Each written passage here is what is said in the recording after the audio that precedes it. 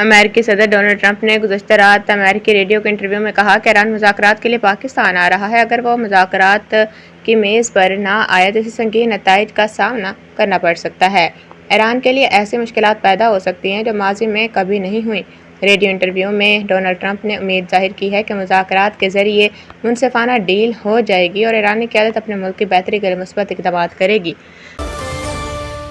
امریکی صدر Donald Trump نے دعویٰ کیا ہے کہ ایران سے آج معاہدے پر پاکستان میں دستخط ہو جائیں گے۔ امریکی صدر ٹرمپ نے پاکستان میں موجود نیو یارک پوسٹ کے صحافی سے گفتگو کے بعد فاکس نیوز سے بات کرتے ہوئے بتایا کہ ایران سے آج معاہدے پر پاکستان میں دستخط ہو جائیں گے۔ صدر ٹرمپ نے کہا کہ مذاکرات میں پیش رفت ہونے پر سینئر ایرانی رہنماؤں سے ملنے کو تیار ہوں۔